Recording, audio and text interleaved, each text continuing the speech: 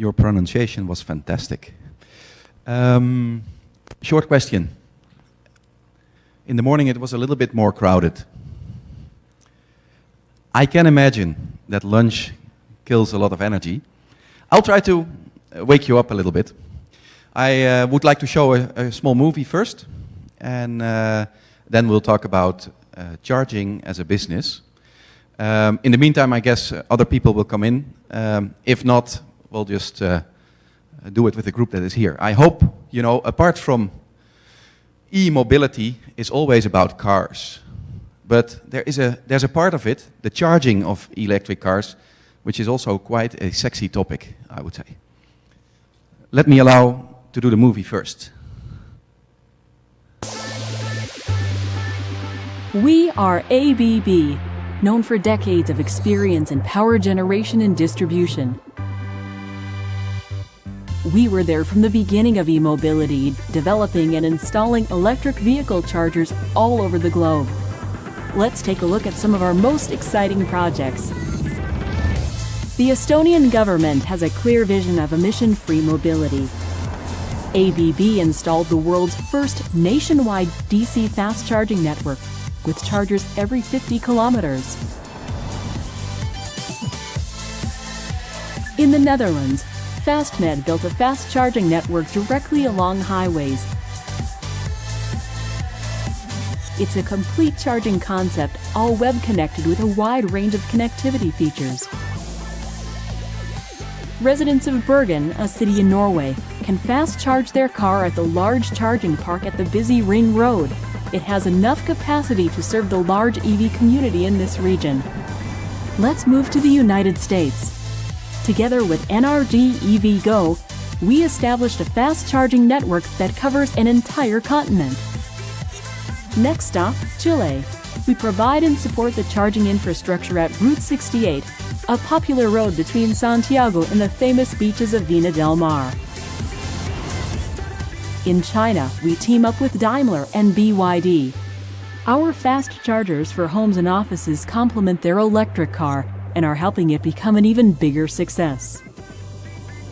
We've installed thousands of DC fast chargers around the world. Our connectivity solutions help customers to improve their performance, providing high reliability, high uptime, and customer-friendly payment solutions.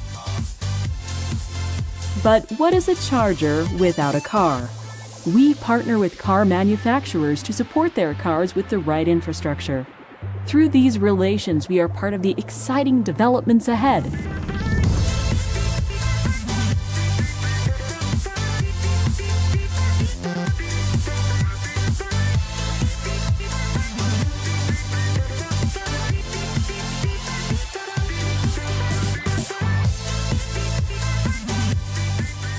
With our global experience and strong relations, we are ready for the future.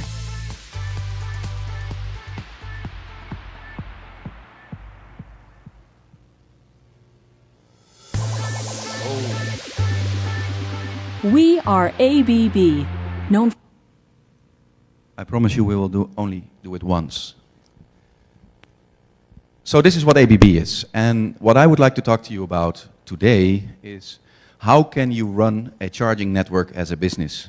After my presentation, there will be another presentation from a gentleman from Greenlots, and he's actually doing that. So it is all pretty nice interconnected. We have talked about cars, we have talked about electricity provision, generation side of it, and now it's time to talk about charging networks as a business. But let me confess something first. I used to be a smoker. I was a heavy smoker about 14 years ago.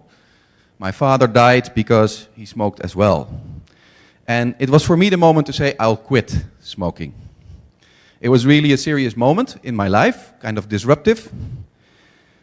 And I became a non-smoker. But I became an aggressive non-smoker. One that tells everybody that he's not smoking anymore.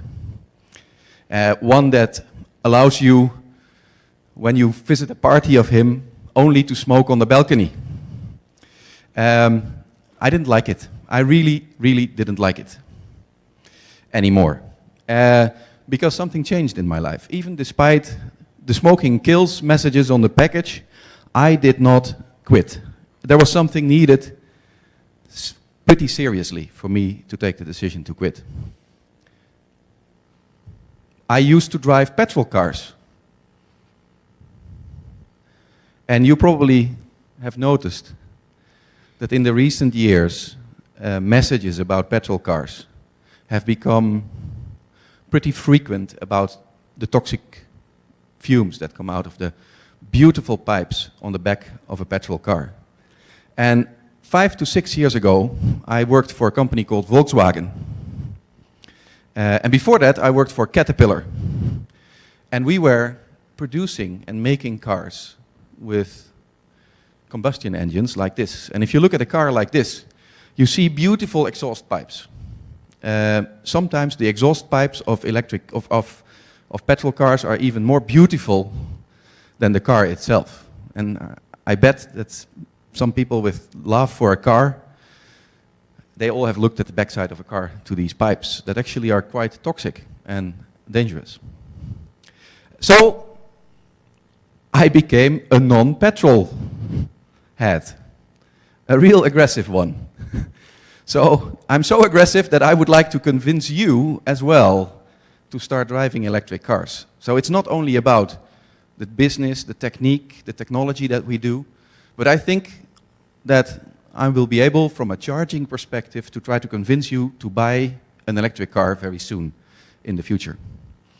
And now, I think the question was already asked this morning, but my Thai is relatively not so good. Who of you has already driven an electric car? Okay.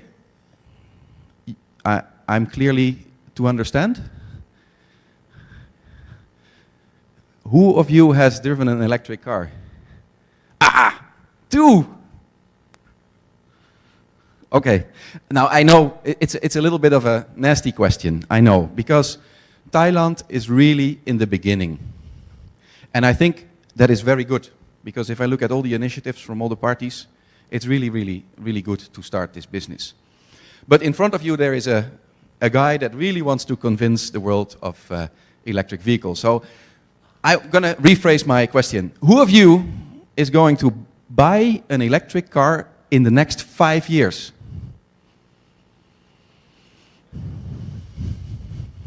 Perfect. There was a gentleman from Nissan this morning. You have noted this well, huh? I hope. And also the gentleman from Japan. Please make a note of this. Electric cars are not that new. It has tried 5 times already in history on a global scale. And the first time in 1919.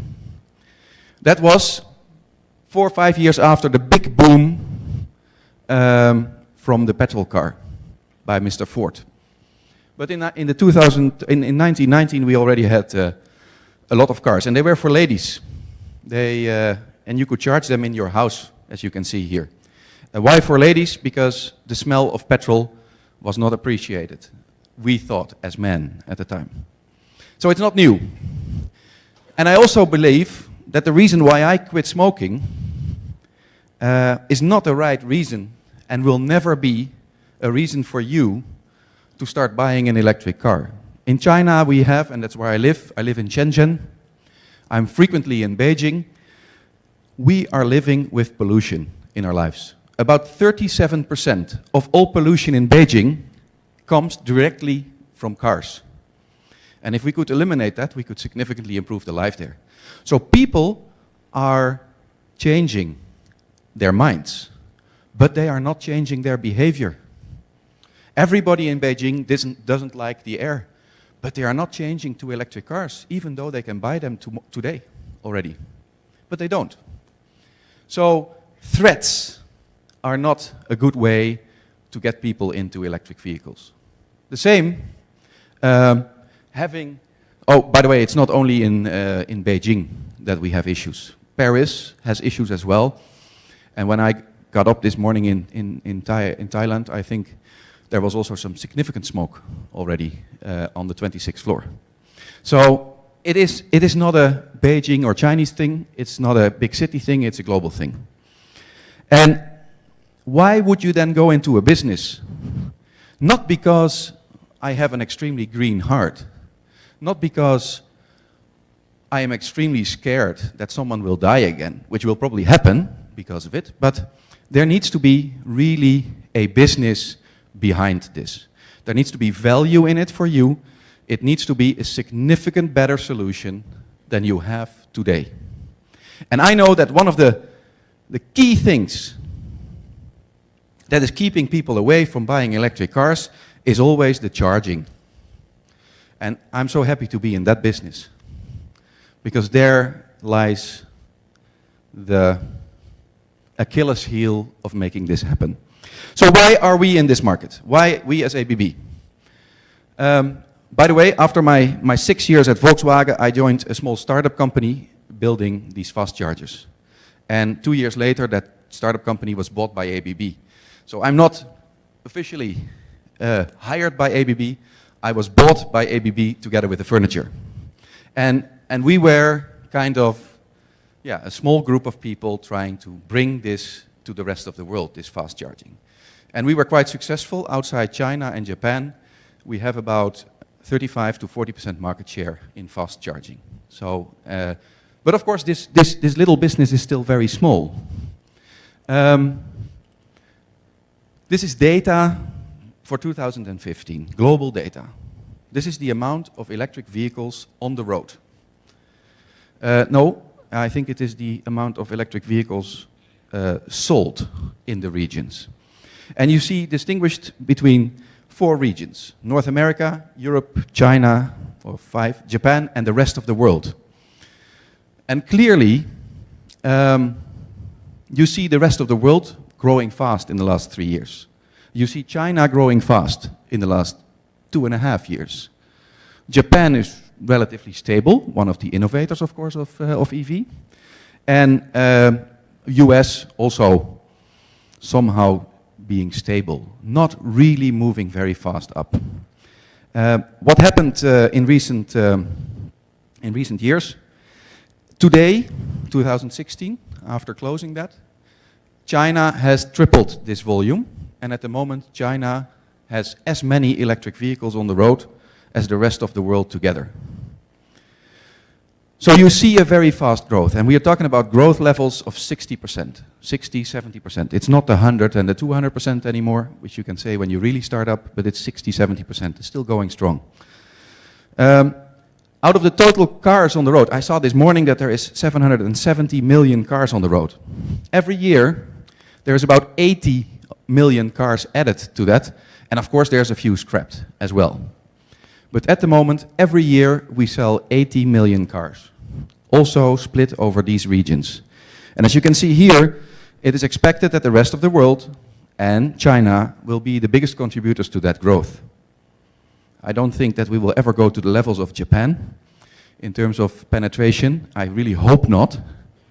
But the biggest growth will come from countries like Thailand, will come from countries like India, Brazil. And we cannot expect that in USA and Europe. So for us as ABB, as a global company, of course we want to contribute significantly. And the big question now is, what will happen with the penetration of electric cars in these sales? That's the big question. And it's not only the question how big it will be, it is also the question when will it become really big? Because today, let's be honest, seeing no fingers and hands here, the volume is really, really, really small. And we have, of course, our ideas on that one. We as ABB didn't make this. This is from a source called Bloomberg. There is relatively other places that make predictions. But Bloomberg is one of the things that I like the most. I believe indeed that 35 to 40% of all cars sold in 2040 can be electric. And not plug-in hybrids, but pure electric cars.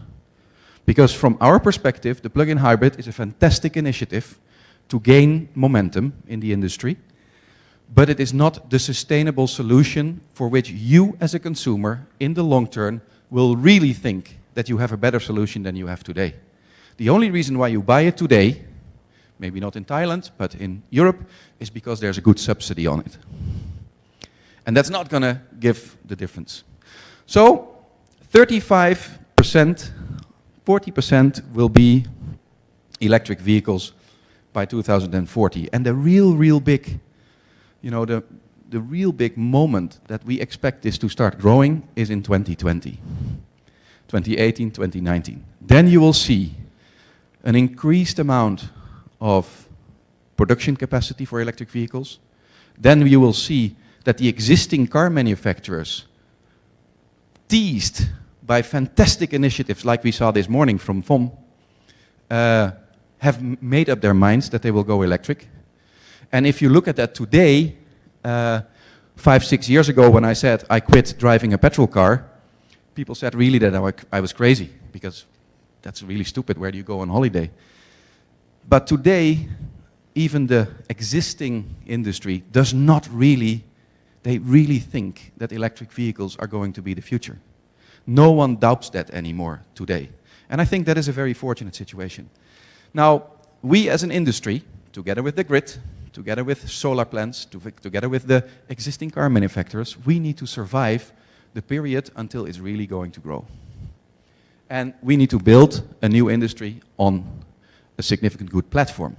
Now, let's say that the tipping point is going to be at 2020. I will explain a little bit more why that is the case, based on a few other things, after I've shown this one.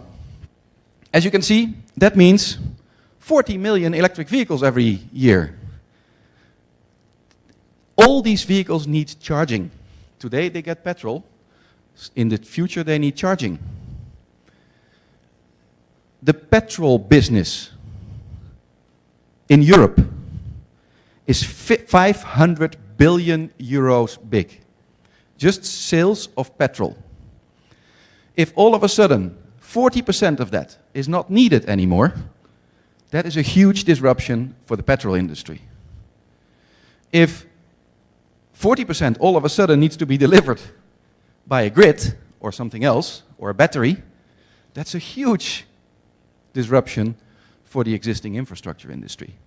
So what we are trying to do together in this industry is manage that disruption together. We don't need losers, because there's only growth. We need to manage the disruption. We need to somehow unite, and we need to somehow compete.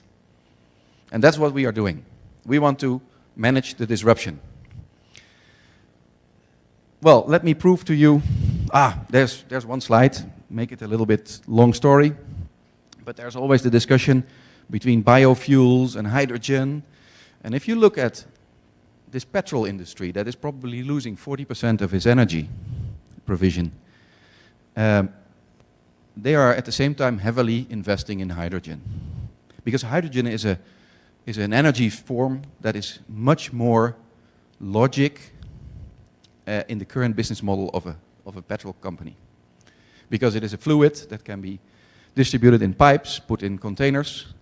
And what we have tried to do here, or one of our friends, is calculate the amount of kilometers per square meter you can drive if you use a certain form of propulsion.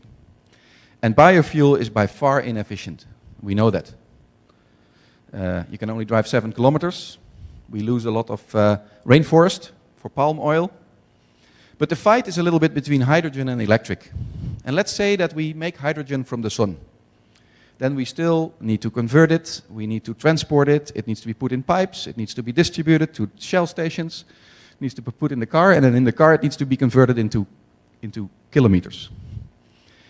If you look at the efficiency of that pipe compared to the efficiency from doing it with solar, use the existing distribution model of, for example, EGAT and PA and MEA, and then put it into a car, you can get from the same power from the sun almost double the amount of range. Now, if now, for example, and this is maybe you will start throwing tomatoes to me now, if we would eliminate the grid in between, Shit, that's maybe not so good to say. But let's assume that's possible. Because another trend that we have to deal with is that there will be a lot of decentral power generation in my future of driving with e-mobility. Because I believe, and we at ABB believe, that you will make your own energy to put in your own battery to drive your own kilometers completely for free, for at least a large extension of your need in the future. And this is one of the elements where I think that electric mobility will give you a significant benefit over a petrol car, because you don't have to pay for petrol anymore. You need to invest in hardware. That hardware needs to be at the right price, but it's possible. Probably not completely, and not in tomorrow.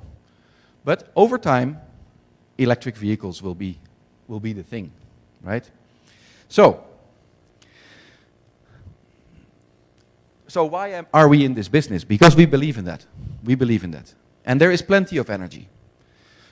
Some people use scared scenarios as we need to go to electric because petrol will be out very soon. We will have no petrol anymore. That will not be a reason that we go to electric vehicles. Because there's enough petrol. And even the price of petrol will not really impact purchase behavior of you as a consumer. And that studies have shown that. So depletion or price of petrol is not a real reason to go electric. Again, the real reason is that the sun per year is giving so much energy that as you as a person can harvest that you can benefit from that and have free energy. And I do believe in that. Now, of course, price does matter. And especially the price of a solar plant and the price per watt, as we call it, is now reaching close to $1 per watt. So 1 watt of capacity installed in a solar plant, even a small one, can come at a price of $1. And it decreased in price over the last 5 years to only 10% of the original value when we started. That is a disruptive trend that has nothing to do with these small variations in the oil price. But with the oil price, nothing happened so much.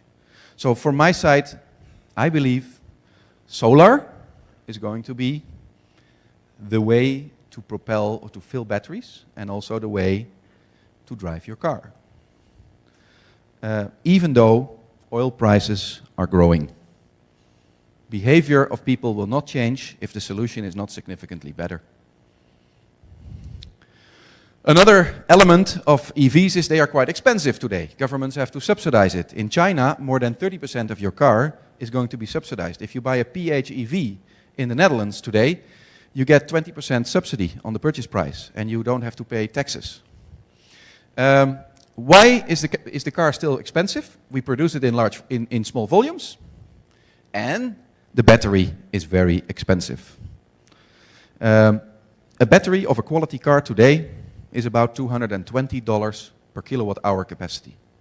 And the people say that the tipping point for a car to become significantly better in battery size is when it is around $150. This is also what Elon Musk is saying from Tesla. Maybe he says a little bit higher sometimes, maybe he says a little bit lower sometimes, but this is the reason why he's building a mega factory. And this is the reason why we actually need 50 mega factories in the next 20 years in order to support the growth of cars. So he is redesigning the supply chain of making batteries. Battery is a crazy thing. It's actually not that good today. It's heavy, it's expensive, polluting for the environment, maybe more polluting than petrol, I don't know. But if you can make it from the right chemistry, if you can make it in an efficient way, in mass, and you make it of the right quality, so the safety is also guaranteed. One of the things that is really crucial and you can do it at the right price, at $150, you will see that no petrol car any longer can compete with an electric vehicle. And then I even forget all the other elements that were also discussed this morning, that there's only few parts, that it's easier to produce an in-wheel motor, that there is all kinds of other advantages. So why are we in this business? Because we believe in this disruptive trend. Oil prices have no effect, the solution needs to be significantly better, and the battery price is going down. Battery prices went down for your laptop as well, but not as fast as the current mass production is taking up for batteries of cars. So we are looking at the disruptive trend in the car market, and we are seeing cars coming to the market with bigger batteries, with a little bit more efficiency. For your background, on a kilowatt hour of energy, you can run about 5 kilometers today, independent on what car you drive. For a car that we saw this morning, there was, because it's lighter, there is ratios of almost 10 kilometers per kilowatt hour. So that's good, somewhere between 5 and 10 it will be. Smaller cars, more kilometers, bigger cars, a little bit less. And we need to somehow, and this is where we come in with ABB, today you can charge your car with 50 kilowatts. That means you can get 250 kilometers of range in an hour. That is not my definition of better solution than you have today. It's already quite good, but it's not better. So consumers don't see it as a way to really start buying electric vehicles. So the charging needs to become faster, at higher powers. And that's what the whole industry, the car industry, as well as we as ABB, we are working on that, to facilitate that. Another trend is, of course, all these cars are connected and they talk to the cloud the whole time. You can imagine that running an infrastructure of chargers also requires connectivity. Payment systems, point of interest information, demand response information, all that can be done. I'll demonstrate that as well. And then, of course, we have the small cars and the big cars and the Google cars and the FOM cars coming, and they're all going to drive autonomously, which is also something that is very, very closely related to the electric industry. Not solely, but those trends will really disrupt and will make this curve bend up somewhere around 2018 and 19. Can we really do it? I borrowed this picture from Tony Seba. He wrote a book, The Clean Disruption, and this is 1900 Fifth Avenue, all horses. And there's one car, and probably you can see it if you look really, really good. It took 13 years. Can you see the horse? So we've done it. You have done it. People, the people in America. Oh, that's a different terminology today. But we've done it. We have done the change. So for me, it's a no-brainer.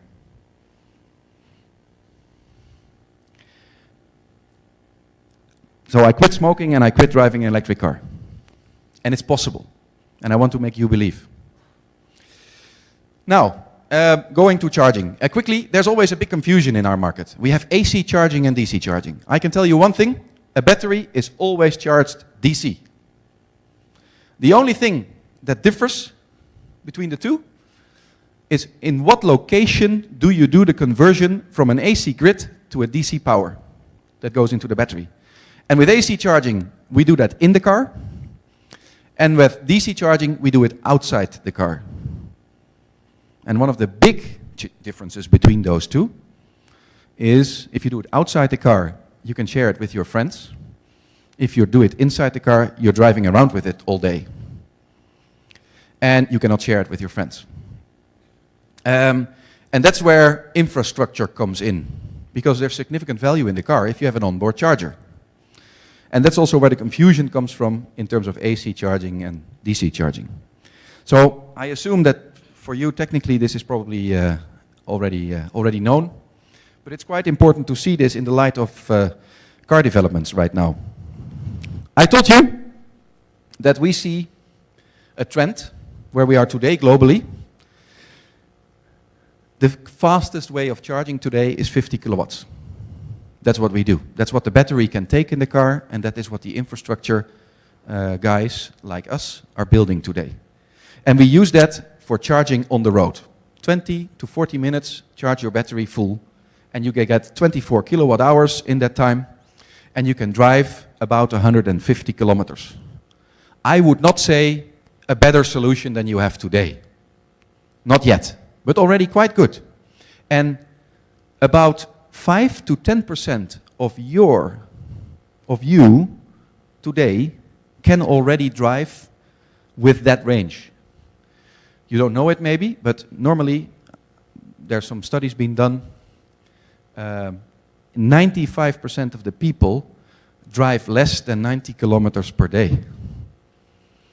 And so technically, logically, going to an electric car for 100% of you is already a good solution. But you don't want it because you want the range. You want fast charging and you want a bigger range. That's what we need to work on. Another business that we do is on commercial locations, shopping malls, McDonald's, restaurants, all that places. There normally is charging equipment available from 3 to 20 kilowatt today. And a lot of people, and call it a better solution, a lot of people have a charger in their house.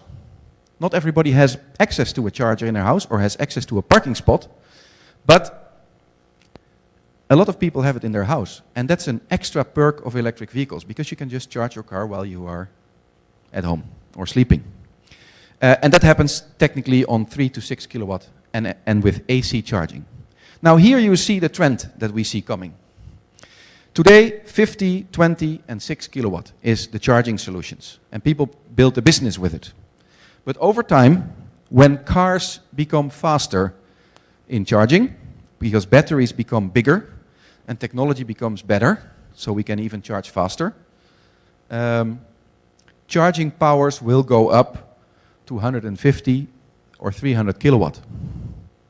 And all of a sudden, you have a 70 kilowatt hour battery giving you 350 kilometers of range, and you can charge it in less than 20 minutes.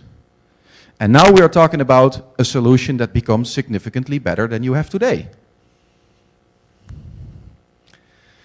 Premium brands today are doing this already. Porsche is coming with a car that can even do 450 kilowatt and can drive 700 kilometers and has a 130 kilowatt hour battery. We're doing it. But it will go in steps. So existing cars, like the Nissan Leaf, who has today 24 kilowatt hour battery, it is upgraded to 30 kilowatt hour. And it will be even further doubled in the coming time. So the first move will become, they will make the battery a little bigger. And as soon as you make the battery bigger, you can charge it faster. That is maybe a logic, if you're technically, you understand. A bigger battery can be charged faster.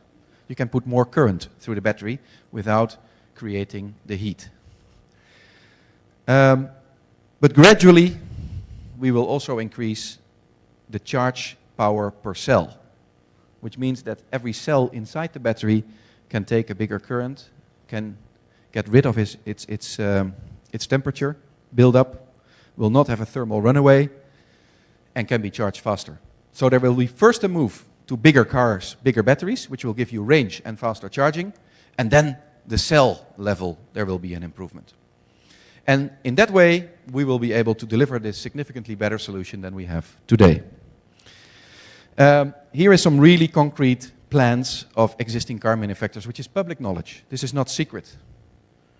And here you see the move towards faster charging, bigger cars. But it is going to be step by step. And if you look at a bigger scale, in our industry we have startup companies and we have existing business. And this is a picture of the existing businesses, including Tesla. We assume them to be an existing business as well already. And you see that they are all moving away from delivering a car with only an AC option, meaning they have to put a charger inside the car, at cost, at weight, but it is not even so fast, because the maximum cost and weight you can add to a car is maybe 20 kilowatts. After that, it's becoming too costly to carry around. And it's an additional option in the car, where if you go to bigger cars with bigger batteries and faster charging opportunities, a fast charge solution maybe can be the alternative to your AC solution. How that will balance out in 2040, I don't dare to say. But I have a specific feeling that with DC charging fast becoming generally accepted and well managed in infrastructure, that it could be a significant good alternative for people who wants to normally charge at home with AC. It has been studied in China. I've done that with a team from the car industry as well. About 35% of the Chinese people have access to a parking spot. That means 65 does not. So 65% of the people rely on infrastructure in a public domain.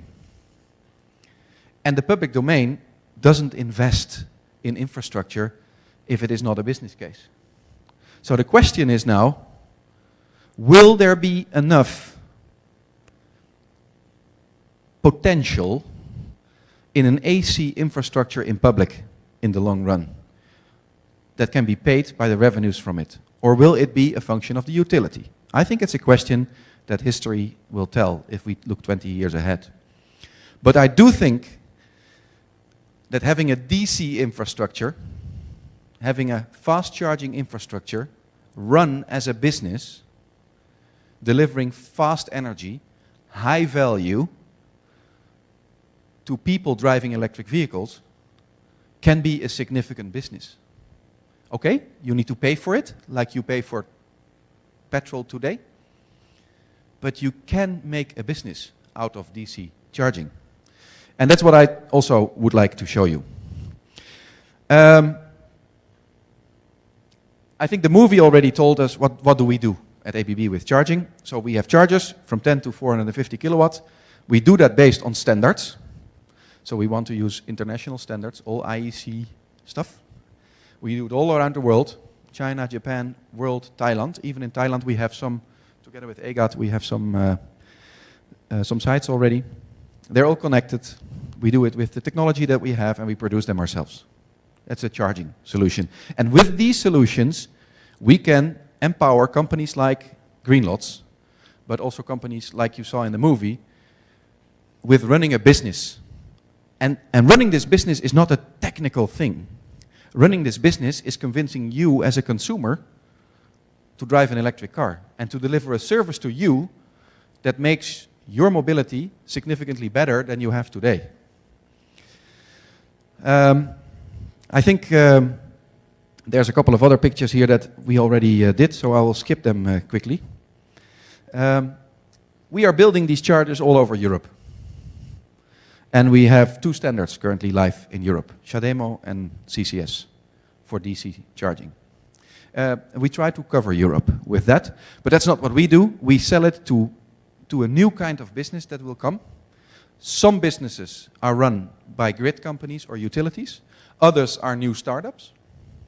And they are called charging operators. And also in Thailand, I know there is thoughts about people starting a business in charging operations. And that is a significantly important role in the future. We deliver the technology from ABB. The grid delivers the power, yes. But the charging operator, just like in the mobile phone industry, will deliver the service and will be available for people and consumers to get them paid, but to also deliver them service like the current petrol stations are doing. And those operators are starting to become part of our economy today, and there's only one thing that is important for these operators today, and that is that they find the right locations to sell their service of the future.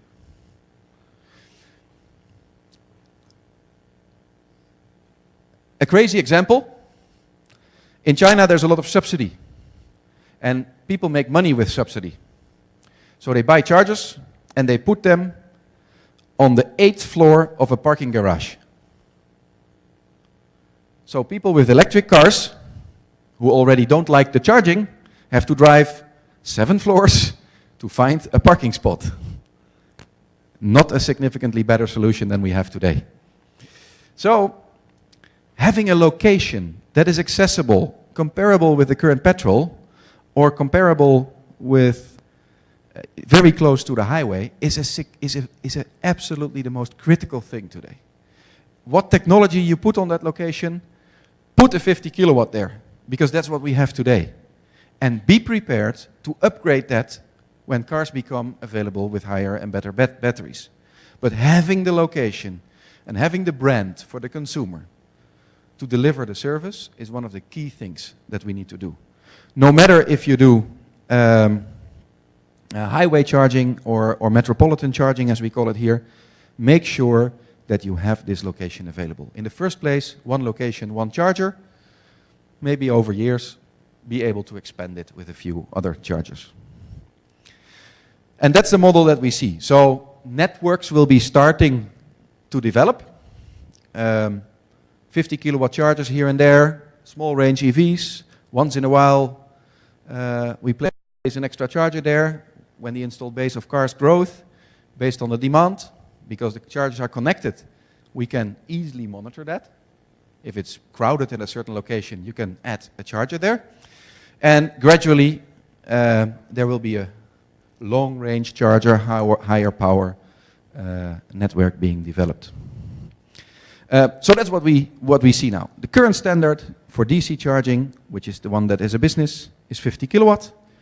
In 2018-19, the luxury cars will come with higher power, 150 kilowatt. And that is just an add-on. Because think about it. Today, most of the cars are 50 kilowatt. There will be a significant growth in that segment for the next 5 years, 60-70% per year. So the chargers that are being installed today will be useful for the next 10 years. And the 150 kilowatt, when it comes, is only an add-on and increases the service.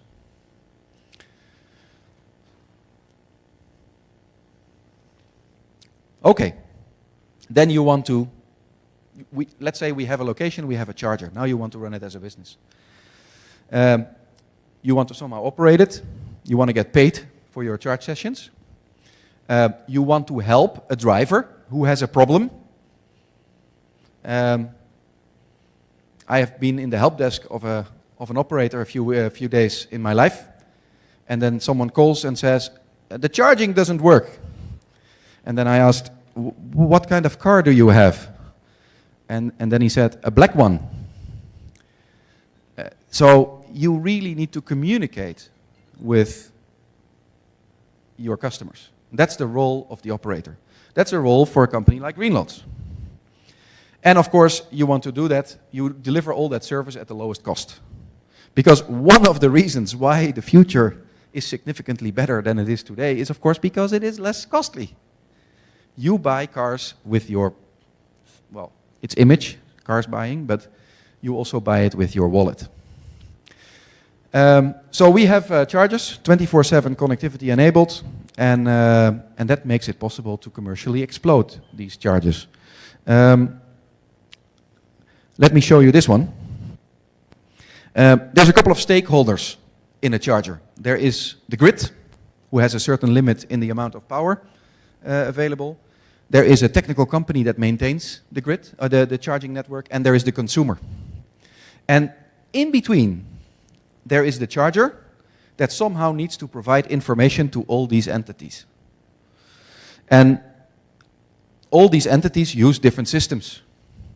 I have a few apps in my phone. I have a management system in our own network where I connect with the backend invoice system of one of our customers who uses an IBM system or an SAP system. So the network is operating in an environment that is completely connected to all kinds of different areas. And a charger that is connected with what we call connected services, can interact the same information to all these stakeholders. So a DC charger, which is a decent expense, it is an asset for a charge operator who's going to earn money with it. He wants to have 24/7 information available, and he wants to be able to provide this information to his stakeholders. And therefore, we have, the connected services. We are able to connect our charger to any platform outside our own network, and we do that via the cloud. Today, you cannot wake up or you cannot forget to talk about cloud. So our chargers are connected to a cloud, and it's possible to completely secure and, taking privacy into account, connect to that charger. And that gives a significant opportunity for charge operators to run a charge network as a business. We do network operations just like the current mobile phone companies do. We constantly monitor the quality of the network, and if something is wrong, we can remotely access it or even get a warning. So we can do all kinds of interventions, and there is a global team looking at that and helping our customers to run that network. And then you can see that applications like with BMW, who is implementing their own system for their drivers, and they make nice cards, and they work with different parties all over the world. They are able to deliver a service on top of the platform of a charge operator, on top of the hardware, to their individual drivers. And of course, another company like Volkswagen can do exactly the same using the same charger. And this is one of the other elements that is crucial in our industry. All cars need to be able to charge at all charge stations, which means that technically the car needs to match with it, but also on the payment side, no matter what kind of customer you are, you need to be able to charge at the charge station. Tesla is doing a little bit different strategy at the moment. They wanted to go by themselves, fast, but they cannot come far if they would not join forces with other standards and networks. At the moment that's not happening because I think Elon Musk is delivering exactly that service that is significantly better than the alternative there is today. But if we really want this to grow in the future, there needs to be a united standard, and all cars need to be able to charge with all charge stations. There's a couple of examples where we have done that. In Norway, we do it with parking systems, we do it with all kinds of backends. We are connected and we implement our APIs with them. Then of course, that charger, and I think I already discussed that slightly, that charger needs sometimes immediate maintenance by a local guy. That charger needs sometimes a software upgrade because standard changed, or there is something more technically wrong with it, or there is another update needed. And in that situation, we have a whole support team ready, from a global organization to the local team. And this team, together with our customer, our operator, is running that. I want to show you an example. Well, this is nice to see that there's a couple of countries where we are present. It's growing. We have 5,000 of these installations. But I want to speak specifically over one project you see here, Fastnet. Let me go to that. This is the example. Fastnet is a company. They ask money for each charge session, about 10 euros for 250 kilometers. Good price, more than energy, but more value than you have today with petrol. And the energy only costs 150. So Fastnet has 8.50 euro gross margin to run his entire operation and cover his assets. That's a significant gross margin, I would say. And that's what they are doing right now. This is an example of their location. It is close to the highway in the Netherlands. It is well designed, very recognizable, and they call it the Freedom Plan.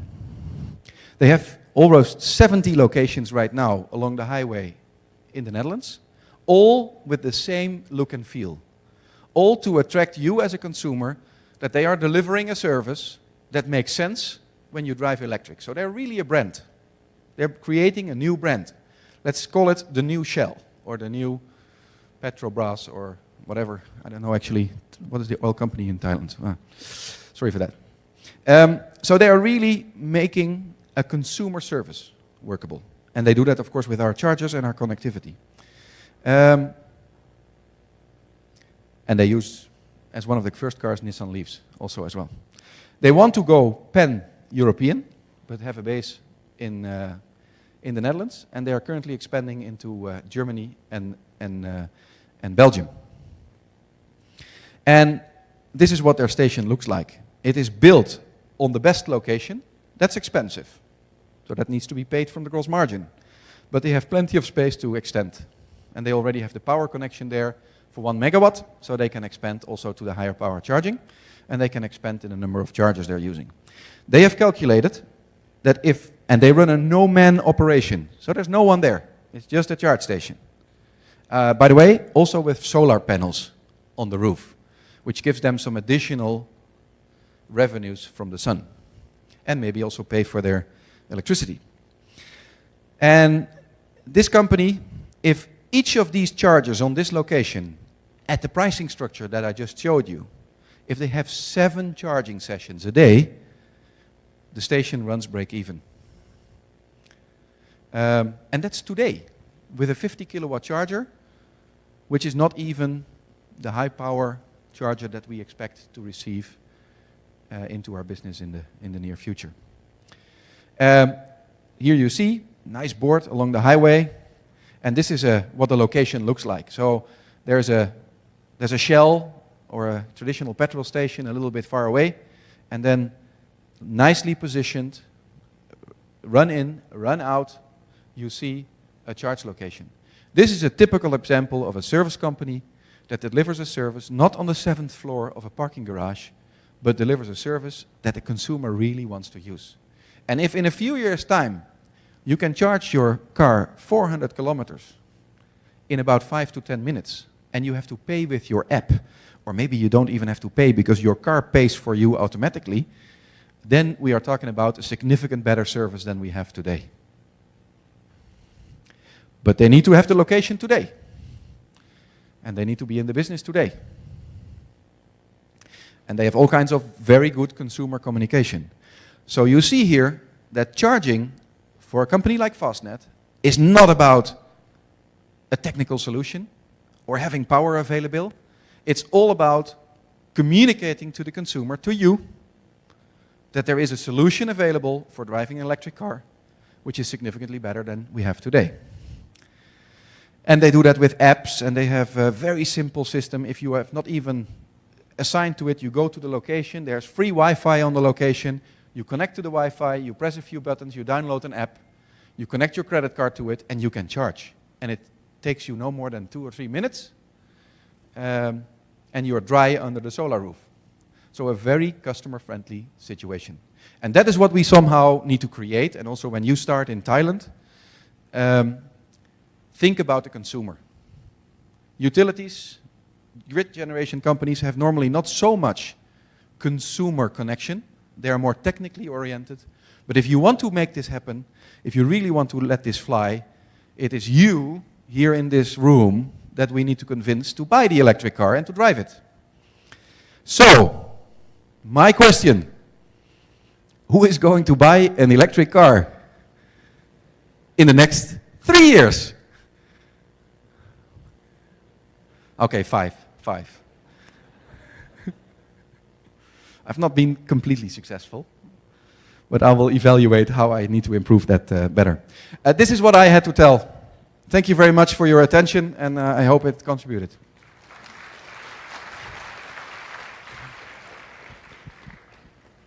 Time-wise, okay.